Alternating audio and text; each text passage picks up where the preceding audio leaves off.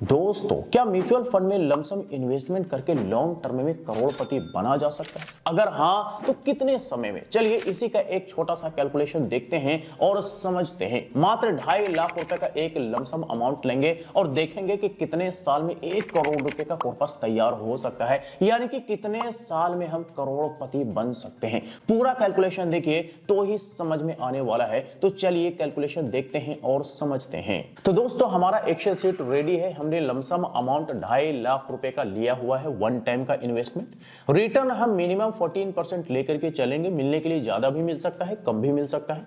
Duration हमें देखना है कि कितने समय में 1 करोड़ रुपए का कॉर्पस बन सकता है। इन्फ्लेशन हम 5% लेकर के चलेंगे और देखेंगे कि फ्यूचर वैल्यू जो बनेगा वो इन्फ्लेशन एडजस्टमेंट करने के बाद कितना रहने वाला है और कितना गुना महंगाई फ्यूचर में बढ़ने वाला है। पहला साल का कैलकुलेशन हम यहां पर देखेंगे तो 2.5 लाख रुपए का वन टाइम का इन्वेस्टमेंट यानी कि लमसम इन्वेस्टमेंट किया जा चुका है। इस पर हमें पहले साल रिटर्न देखने को मिलता है मात्र 35,000 रुपए का, यानी कि टोटल रिटर्न हमारा 35,000 रुपए एक साल में हुआ।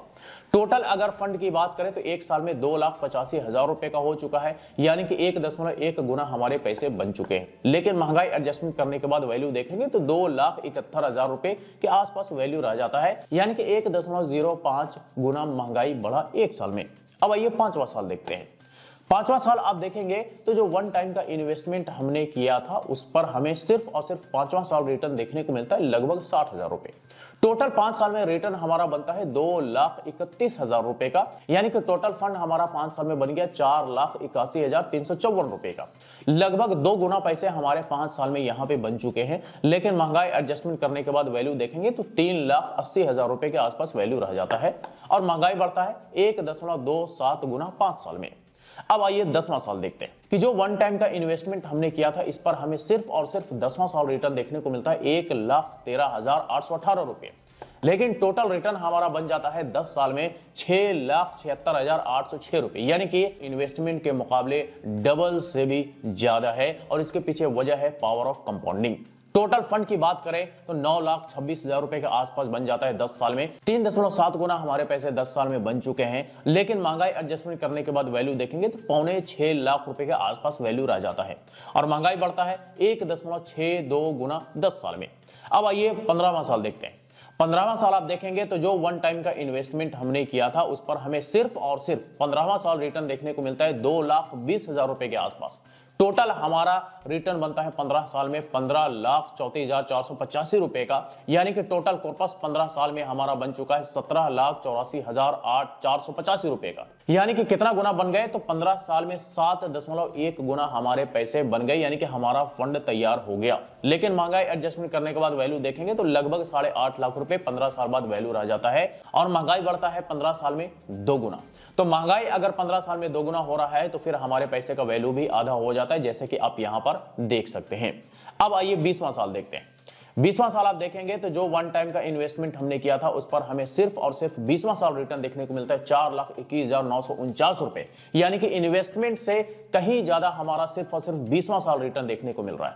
टोटल अगर रिटर्न की बात करें तो लगभग 32 लाख रुपए का टोटल रिटर्न 20 साल में देखने को मिलता है और टोटल कॉर्पस की बात करें तो लगभग 34.5 लाख रुपए का टोटल फंड 20 साल में तैयार हो जाता है, यानी कि 13.7 गुना हमारे पैसे 20 साल में बन चुके हैं। लेकिन महंगाई एडजस्टमेंट करने के बाद वैल्यू देखेंगे 20 साल बाद तो लगभग 13 लाख रुपए रह जाता है, यानी कि 2.65 गुना महंगाई बढ़ा है 20 साल में। अब आइए 25वां साल देखते हैं। तो 25वां साल आप देखेंगे तो जो हमने वन टाइम का इन्वेस्टमेंट किया था उस पर हमें सिर्फ और सिर्फ 25वां साल रिटर्न देखने को मिलता है 8,12,427 रुपए। टोटल रिटर्न की अगर हम बात करें तो 25 साल में टोटल रिटर्न हमारा 63.5 लाख रुपए के आसपास बनता है, यानी कि टोटल कॉर्पस हमारा 66 लाख रुपए का बन चुका है 25 साल में। कितना गुना हमारा पैसा बन गया तो 26.5 गुना पैसे बन गए 25 साल में। लेकिन महंगाई एडजस्टमेंट करने के बाद वैल्यू आप देखेंगे तो 19,60,000 रुपए के आसपास वैल्यू रह जाता है 25 साल बाद, यानी कि 3.38 गुना हमारा महंगाई 25 साल में बढ़ा है। अब आइए आखिरी यानी कि 29वां साल देखते हैं।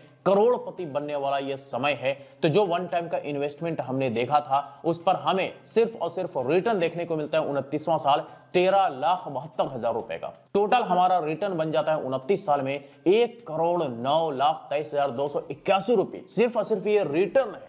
अगर टोटल फंड की बात करें यानी कि टोटल कॉर्पस की बात करें 29 साल में, तो 1,11,73,281 रुपए का बन जाता है, यानी कि 44.7 गुना हमारे पैसे 29 साल में बन चुके हैं। लेकिन महंगाई एडजस्टमेंट करने के बाद वैल्यू देखेंगे तो लगभग 27 लाख रुपए वैल्यू रह जाता है 29 साल बाद, और महंगाई बढ़ता है 4.11 गुना 29 साल में। तो दोस्तों ये हमने यहां पर देखा कि मात्र 2.5 लाख रुपए का वन टाइम का लमसम इन्वेस्टमेंट अगर म्यूचुअल फंड में किया जाए और 14% का एवरेज रिटर्न अगर हमें मिलता रहे 29 साल तक, तो फिर हमारा जो टोटल कॉर्पस है वो 1 करोड़ रुपए से भी ज्यादा बन सकता है, यानी कि 1,11,00,000 रुपए बन सकता है, यानी कि हम करोड़पति बन सकते हैं। और न सिर्फ टोटल फंड आपको 1 करोड़ रुपए से भी ज्यादा का देखने को मिलता है, बल्कि यहां पे हमारा टोटल रिटर्न जो है 29 साल में ये भी 1 करोड़ रुपए से ज्यादा देखने को मिलता है। और इसके पीछे वजह है पावर ऑफ कंपाउंडिंग, जो कि आप यहां पे देख सकते हैं कि शुरुआत में जो हमारा रिटर्न था वो इन्वेस्टमेंट के मुकाबले तो बड़ा कम यहां पे देखने को मिल रहा था, लेकिन जैसे ही 6-7 साल बाद का आप रिटर्न देखेंगे वो हमारे इन्वेस्टमेंट के मुकाबले ज्यादा, और लंबे समय तक देखेंगे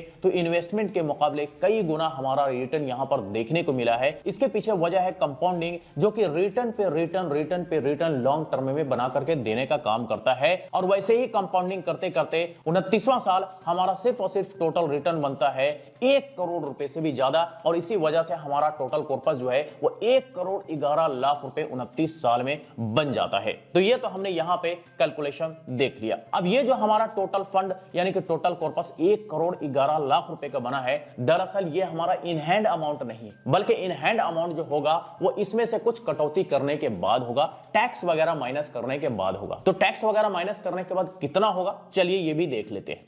तो इससे पहले हम जान लेते हैं टैक्स के बारे में डिटेल्स में। तो देखिए सबसे पहले हम बात करते हैं एसटीसीजी टैक्स के बारे में। तो अगर हम कोई शॉर्ट टर्म के लिए इन्वेस्टमेंट करते हैं और कोई कैपिटल गेन होता है तो उस पर हमें short term capital gain tax 20% देना होता है। और अगर हम लॉन्ग टर्म के लिए कोई इन्वेस्टमेंट करते हैं और कोई कैपिटल गेन उस पर होता है तो हमें प्रॉफिट पर एलटीसीजी टैक्स यानी कि long term capital gain tax 12.5% का देना पड़ता है। और ये जो हमने यहां पर कैलकुलेशन देखा है 29 साल तक के लिए, दरअसल ये लॉन्ग टर्म का इन्वेस्टमेंट है, तो इस पर हमें एलटीसीजी टैक्स 12.5% का देना पड़ेगा, जो कि हम आगे माइनस वगैरह करने के बाद इन हैंड अमाउंट देखेंगे। लेकिन 1,25,000 रुपए तक का टैक्स में एग्जम्पशन हमें देखने को मिलता है, तो इससे ऊपर का जो भी प्रॉफिट बनेगा उसी पर ही हमें टैक्स देना पड़ेगा। इसके अलावा मामूली से एक्सपेंस रेशियो होता है, ये भी हमें देना पड़ता है। और एग्जिट लोड भी कई सारे फंड्स में होता है, कई सारे फंड्स में नहीं होता है। तो ये सारा डिटेल्स आप अपने फंड के डिस्क्रिप्शन में चेक कर सकते हैं। अब चलिए देखते हैं कि हमारा इन हैंड अमाउंट कितना आता है। तो हम इन हैंड अमाउंट निकालने के लिए यहां पे हम टोटल प्रॉफिट यानी कि टोटल रिटर्न अमाउंट ले लेंगे। टोटल रिटर्न अमाउंट हमारा है 1,09,00,000 रुपए का। यह हमने टोटल रिटर्न यानी कि टोटल प्रॉफिट अमाउंट यहां पे ले लिया है। अब क्या हमें इसमें से पूरा 12.5% का टैक्स निकाल देना चाहिए? तो बिल्कुल भी नहीं। इसमें से हमें 1,25,000 रुपए का टैक्स में एग्जेम्पशन मिलता है, तो हम इसे माइनस कर लेंगे। माइनस करने के बाद जो हमारा अमाउंट बनेगा, जो कि 1,07,98,000 बनता है, ये टैक्सेबल अमाउंट है। इस पर हमें एलटीसीजी टैक्स 12.5% देना पड़ेगा, जो कि बनेगा 13,49,785 रुपए। इसको अगर हम माइनस कर देंगे तो हमारा नेट प्रॉफिट बनेगा, जो कि हमारा हाथ में आने वाला इन हैंड प्रॉफिट होगा, वो होगा 94,48,496 रुपए। ये हमारा प्योर नेट प्रॉफिट है।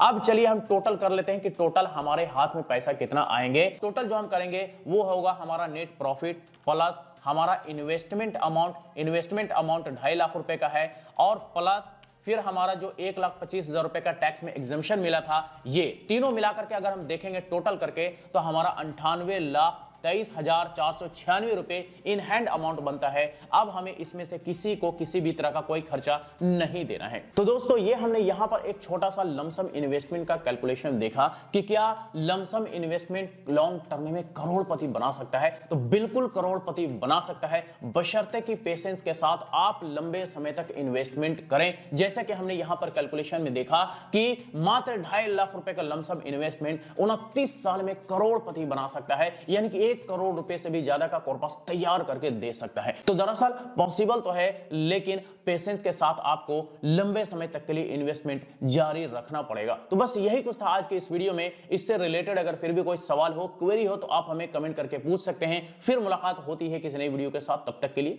Bye bye.